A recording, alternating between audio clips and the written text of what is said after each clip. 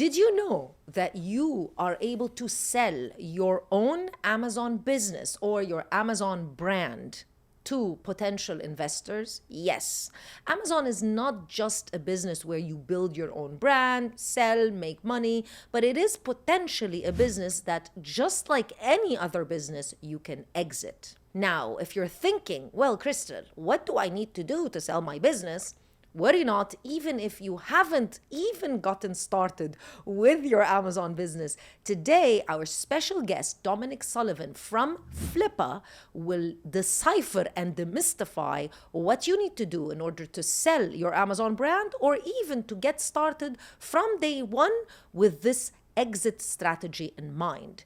Let's get started with another episode of E-commerce Connections.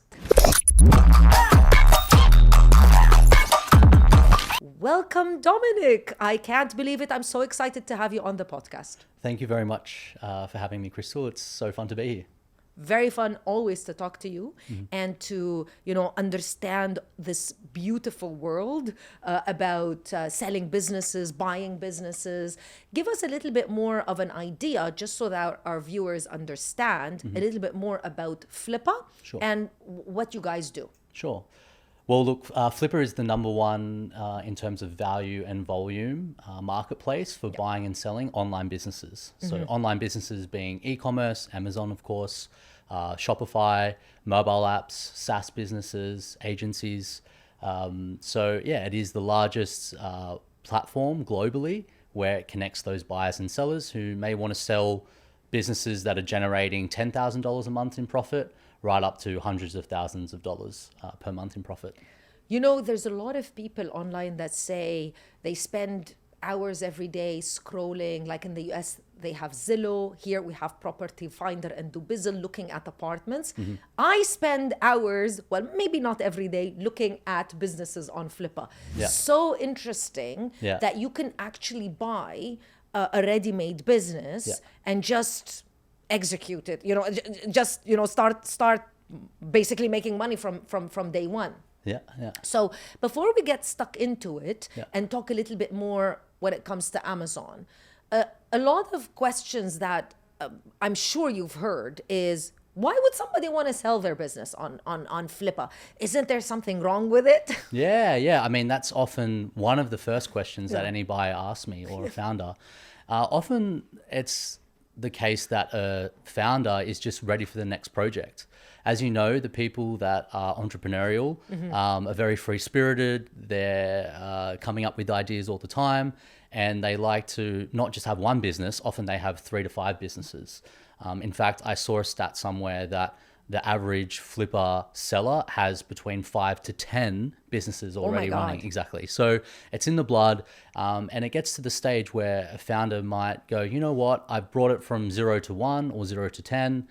I want to get this off my hands and let someone else grow it as they want to look into other kind of projects. They might not have the skills to take to the next level. And then there's people out there in the ecosystem that do have those skills to take to the next level. And they can really, let's say, flip something or make something from 10 to 100. That's absolutely. It's something that I've really been inspired by and seen now. I've been there for more than 3 years, around 3 years. And it's incredible to see how much value add. And because I've been there now for 3 years, it's not super long, but it's long enough to see people that have bought when I first started grow something and then now look to exit in those 2 to 3 years time. It's really cool. The business landscape, and specifically online businesses, is just so fast that maybe something that would normally in standard olden days would take like 15 years to grow. Now in a span of 3 years, you're at a level where now it's potentially scalable and you can exit it. 100%. And it's very mainstream to own. So again, I read a stat somewhere that it was Harvard Business Review, 48% of Gen Zers have side gigs. 40% of the next generation also have side gigs. In fact, 56% of Gen Zers also see themselves to have passive income of 2 to 3 levels of passive income, right? So it's become very much the mainstream for people not just to have their 9 to 5 job, whether it was through COVID or whether it was just through the way society is changing, where they want to have many different streams of businesses. And that's where online business ownership has really grown. And it's one of the reasons why, I moved to Flippa, to really explore that new type of ecosystem. Yeah. Let's dive into Amazon in particular, since we're Amazon obsessed on this channel. So let's talk about somebody that's looking into getting started. And like you said, obviously, as you know, Amazon is the ultimate side gig for most people, and that's how most people get started with their brand and then move into with the vision and of moving into it full time. So if somebody wants to get started owning or launching a brand on Amazon, are there particular things, and you've shared with me, of course, and I know there's like gems that you're going to provide everyone today. Hopefully. Are there is there a particular thought process somebody should be thinking about from day one as to how they build their business with the mindset of exiting? Yeah, look, I mean, I think now I've sold around 100 businesses in my time, more than that actually. Yeah. And let's multiply that by at least 10 to 12 or 10 to 20 conversations with buyers per business, maybe even more. So I've spoken to literally thousands of buyers, right? The common theme that I see from buyers is it sustainable? Is it transferable? And is it scalable? So STS, if that's easy for us to remember. So is it sustainable? Is it profitable? Is it transferable? When I buy this business, can it run without the founder? And is it scalable? Is it something that I can grow into, selling 100 units a month to 1 million units a month or something like that? So I think when founders are setting up a business and they're looking, of course, to plan to exit, maybe if they want to do that, you have to ask these kind of 3 themes. Every decision you make on the business, is it going to make it more sustainable? Is it going to be transferable if I want to sell? And is it going to be scalable? At what point do you think, Dominic, because I'm sure a lot of people very much like me are thinking, well, my business is none of those things. At what point do you think somebody can focus on these things? Is it like on the 2nd year, 3rd year, or it doesn't matter? You can just get started at any time. Yeah. Okay. So I think if we take each of them step by step. So with sustainability, right? And when I say sustainable, I mean profits. It's important to think that you can start it at any point. So with those profits, right? People don't even often have a good overview of what their business is making. So if I was to ask the viewers that are watching, how many of you can honestly tell me what your revenue, expenses, and profit were for the last 6 months? It makes me sometimes get a bit upset when I have founders that come to me that want to exit and they don't even know the answers to these questions. So firstly, you need to have financial hygiene and you need to have your books in order, because you will find if you know what every expense is for every single line item in your P&L, you'll be able to make those more efficient, which will result in your business being more profitable. So that's kind of the first step that I would make if I was someone that wants to get their business more in order. It's actually have a bookkeeper or have your organization ready in place in terms of a monthly profit and loss. The second thing as well is to look, because once you have an overview of those expenses, you then want to better understand, okay, of these expenses, what can I optimize? So for example, your supplier relationships, can you negotiate better rates with your MOQ, or can you negotiate better credit terms? For example, if you're seeing that there's a lot of spare capacity within your overheads, within any VAs that you may have, maybe it doesn't make sense to take them on. Maybe you can get better return on ad spend or better PPC. So there's a number of little analyses that you can do just by simply looking at the numbers that can already help you, because it's exactly what a buyer does when they're looking at your business. Let's say we're at that level and let's segment into preparing for the sales process. Yeah. Is there a certain time, and I know this, obviously this is maybe a very general question, Sure. but is there a certain time where a business owner can think, yeah, now is the right time to exit, or no, I need to keep growing? Yeah. So I would say you probably need to, and again, at these size level of businesses where you're generating, let's say, between 50K in profit per year to 500,000 in profit per year, in that size of bracket with these types of buyers, you need to show historical performance. Of course, if we talk about the $1 billion deals or the $100 million deals, they pay on forecast, but let's just focus on our bracket. Yeah. They need to see at least 6 to 12 months of you showing stable profits. It's better to have a business that's doing 20K in profit per month than a business that's doing a loss of $5,000, a gain of $2,000, a gain of $100,000 in a month, because buyers want predictable revenue and predictable profits. So I would say you need to show at least 6 to 12 months of clear, sustainable profits over time, and also show that a business can run without you. So if you're someone where the business is completely dependent on you in terms of PPC, in terms of admin, client relationships, etc., you need to actually make a tangible effort to replace yourself, and you need to show that for 6 to 12 months. You need to show standard operating procedures. You need to show a clear understanding of whenever someone will take over this business from you, they'll understand how to run it. Otherwise, you're going to be continuously chained to the business, and it's going to be very hard and less attractive for a buyer to buy it. Yeah. And I think, a lot of small business owners are stuck in that, in that square, or whatever you call it, in that position. Yeah. Because they're just not able to remove themselves from the business. Yeah, and there's also a psychological element. One of the reasons why I came to this smaller side of M&A was because I like the emotion behind it. I like helping people who have built the business from scratch, and psychologically, you need to be able to learn to delegate. You need to be able to learn to trust other people. You need to learn how to train other people. Otherwise, you'll always be running the business yourself, and you'll be earning great profits, and that's fantastic. But when it comes to actually exiting, it's going to be very hard to do so. Exactly. So you have to get through that psychological barrier, learn to delegate, learn to place trust in others. Of course, don't blindly do it.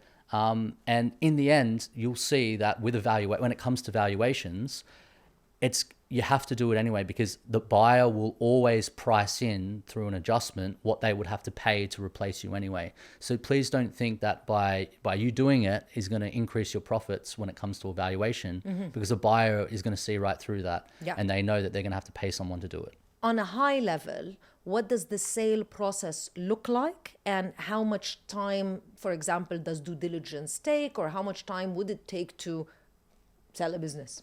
Yep. I mean, how long's a piece of string? I get asked that question all the time, and I understand that people want to know that.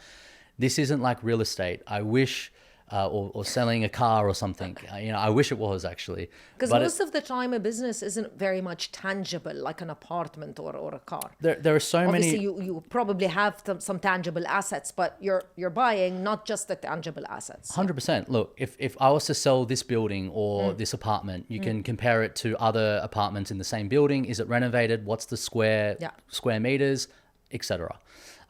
Whereas with a business, there are so many different types of businesses, so many metrics, less buyers in a way. So the level of transparency around multiples is a lot more difficult.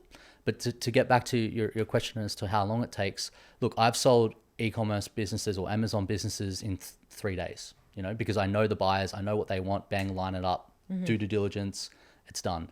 Obviously, that's an outlier. I've also sold businesses that have taken 12 months, and that might be because it's hard to find a buyer, or the seller doesn't have all their books and records in order, or there's a number of factors, or their valuation expectations are too high. So there's a number of reasons, right? But look, the typical process, I would say, would be between 3 to 6 months, okay? It takes around 2 weeks to firstly understand the business, write an investment memorandum, really understand the financials, have some back and forth with the founder as to what valuation should be, what we should go to market with, basically what are the selling points of the business, getting our narrative right. that takes around 2 weeks. Then after that, you go to market. You usually give people around 4 weeks to review the business and put a deadline for, an indicative offer, right? Or a letter of intent. So then you're into 6 weeks. And then once you receive that letter of intent, due diligence can take anywhere between 7 days. There are some buyers out there that have such streamlined ways of DD that it does take 7 days, right up to 60 days, which is, in my view, ridiculous. In fact, I rarely accept an LOI with 60 days, but you probably go up to 30 days. And in that due diligence time, that's where they look at your profit and loss, they look at your bank statements, they look at your seller dashboard, they look at your supplier agreements. It's important, by the way, to document your supplier agreements. Yes. I have a lot of founders that just have their supplier on WhatsApp and conversations and a screenshot of a WhatsApp agreement. No, like you need to have a proper contract, right? If you want it to sell, if you want it to be professional and sell. In due diligence, they're also looking at obviously your Amazon, the account, the health of the Amazon account. So again, that takes around, I would say, between 7 days and 30 days. Then once you have completed due diligence, you then finalize the asset purchase agreement, and that's the binding offer. So that's where the price can't change anymore. Yes. Usually the LOI offer results in the asset purchase agreement offer, although sometimes there can be a change. Okay. However, 8 times out of 10, it's the case, it's the same. And then once you have finalized the asset purchase agreement or share purchase agreement, you then go into escrow or Flippa Pay, where the buyer sends the money to escrow. The money is then captured. Then the founder transfers the assets to the buyer, and then the money is released to the buyer. Such an interesting, and I'm sure it's like so much energy filled process that makes it really, really fun for both sides. 100%. For sure. Yeah. Dom, what are some common mistakes that you find during this entire process that maybe either buyers or sellers make during the process of purchasing a business or exiting a business? Yeah, so I think if we start with buyers, I'll start with buyers because I'm seeing a lot more people wanting to buy businesses because they've now realized that buying something is better than building it from scratch. When you calculate you're time cost, you've got a proven business model that works, that generates predictable profits, and you can buy it for 2 times annual profit, 2 to 3 times annual profit. So let's start with that. And just keep just take over. Now, of course, there's nuance to it, but why risk discussions with suppliers? Why risk your time? Why risk finding a product market fit? Why risk spending money on ads when you know you have a proven business model that's been around for 3 to 5 years on Amazon, and you can take that, pay 2 times profit for it, 2 times annual profit for it, and then get that predictable cash flow, which is what we're buying, right? It's an asset. So what mistakes that buyers often make is they're not really following what they're interested in. It's so simple, but you're often successful at what you're interested in. Of course, you need to be good at it, but I hear conversations with buyers in the first call, and they're wanting to buy something that they clearly have no passion about. I always ask them, what draws you to this business? Other than the profit and loss, other than the financial reasons, what actually excites you about this business? And 9 times out of 10, if they don't have a clear background, if it's a sport apparel business, or if it's a kitchen business, or if it's something that's their passion, they never have the legs to go through. So it's important to actually have a passion in what you're doing and having a level of interest in it. I think the second thing as well is not doing your due diligence efficiently or clearly enough. Sometimes you can feel pressured by the seller to move forward. Remember, usually the buyer has the cards, okay? The seller is wanting to exit, and you can leverage over them more than the seller can often. So you're in control of the process. You want to look at their bank statements. You want to look at their tax returns. You want to look at their seller dashboard. You want to look at their monthly profit and loss. Those 4 things need to tie. If they don't tie, or if there are inconsistencies or large inconsistencies or discrepancies, then there are some red flags. I think another thing is handover. Buyers often just think, okay, 30 days is fine after the sale of the business, and all I need is 30 days from the seller, and then we're done. try to encourage the seller to stay on for as long as possible, even if it means you pay a bit more, because I promise you it's worth it. It's an education, rather than paying X thousands for an MBA or a degree, just pay X thousands more for the seller to stay on for the business for 6 to 12 months. 30 days might seem like it's a long time, but it's not, especially flies. when the seller's popping champagne for a week and chilling and then they come back. And so you need a bit of a financial incentive for the seller to give a proper handover. So they're my thoughts on the buyer. Common mistakes from a seller. I mean, within a background as an accountant, like, just please have your monthly profit and loss. Please be diligent in your monthly profit and loss and your analytics of your business, because it is such a turn off for a buyer when they have a list of opportunities to buy and you don't even have a proper monthly profit and loss for them to assess. It is, I love how you put it all the time. Financial hygiene. It just makes so much sense. Yeah, it's for me, it's just so simple. And I understand that everyone has different backgrounds. So I am not the most entrepreneurial person, and there's way more entrepreneurial people watching this, I'm sure. But if you want to sell a business, you need to have that structure. And so and one of the key ingredients for this is a proper monthly profit and loss. 100%. So how is the experience of someone on both ends, seller, buyer, in terms of working with Flippa? Obviously you guys are experts at what you do, and working with an M&A advisor is probably what is required from both ends. But what would be the process from a seller perspective for anyone that's watching? And what would be the process from a buyer perspective, and how are you able to assist both? So from a seller point of view, what you would do is, firstly, we're actually generating, I found this out today, a ChatGPT coach with Flippa. And I trialed it today, and it's pretty cool. So there's more to come on that. But as a seller, the Flippa approach is to go on our website. We have an exit tool, readiness tool. You can also visit me, dominicsullivan.io, and you can book a call, and then we can go through those valuation drivers and what a rough valuation will be. Once we have a rough valuation, we can then decide how we go to market. You then go on, we then put you to market. You then launch the business, which will be through a number of ways. It will be on our platform, but you'll also have a broker that will then email out all the buyers. So, what I do is because you have a pool of buyers. We have a pool of buyers, but investors. What I often do is I just look at businesses that have sold similar. I then look at all the buyers that were in that deal room, and I email them directly. Or, a business that I just sold and there was 2 or 3 buyers that just missed out. I say, hey, no worries, there's one that's similar. Do you want to have a look at this? So the advisors also kind of use their network, of course. So that's from the seller perspective. And then, of course, what we do is we filter the buyers that come through, because there are some buyers that aren't a fit. They're not ready. So we want to, we value the seller's time. So we want to limit the amount of wasted conversations that a seller will have with a buyer when they don't have the funds, for example, or they're not a good fit.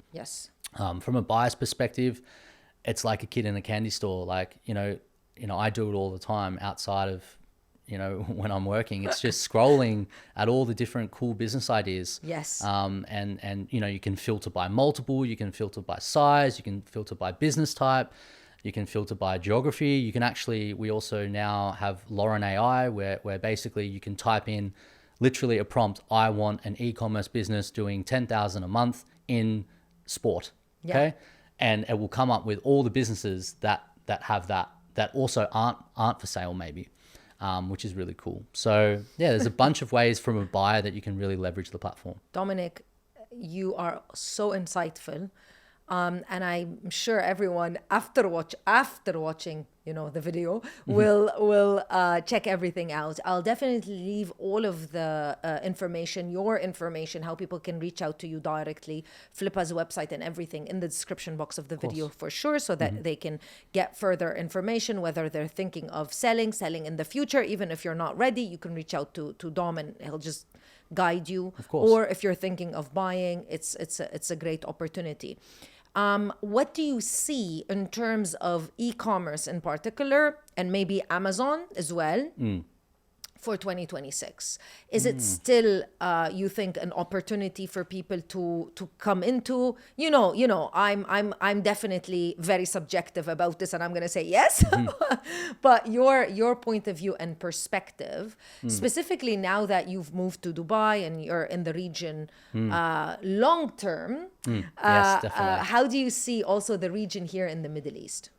Yeah, so I think firstly to answer the question about 2026, like I'm super bullish on e-commerce. It's had its waves. All online business categories have had its waves since I've been there, which 3 years, it's a long time in the tech world, I would say. Yes. So, when I first started, SaaS was everything. Exactly. E-commerce wasn't. Exactly. Then mobile apps were everything. And then again, e-commerce wasn't. And then the last 12 months, I'd say, e-commerce has come back. And I think the reason why is because it's tangible products. People are consuming a lot. It is less replaceable by AI, let's say. It's more mainstream. It's more accessible for people to start businesses. So I'm super bullish on e-commerce. And the reason, I think it's something that people should really give a go at, because you can understand it and it's something that people can easily have a passion about. I'd be lying to you if I'd said that it's accessible for everyone to start a SaaS business. It's really not. You need to have a background in tech. Yeah. Whereas obviously you have great, platforms like Amazon, which do so much for you. It's all there for you. So yeah, I think I'm super bullish for e-commerce for 2026. In terms of the Middle East, like, wow, like I mean, I've been here 4 or 5 times before I moved, and there's the energy, there's the ambition, there's the drive. Every conversation is super interesting. Every week I'm meeting new people. It's not suffocating. It's just lifting everyone up, in a way. It's really, really, really good to be here. And I think it's getting more mainstream here to buy e-commerce, particularly with Amazon. For me, it's just a given. Yeah. But here it's becoming more mainstream. And I can see the conversations, I'm having more conversations now about, okay, how do I start an e-commerce business or how do I start an online business? Whereas 2 years ago when I first came here, there wasn't that same demand. Yeah. So that's what I'm seeing. Yeah, perfect. Make sure that you reach out to Dom. Details in the description box below.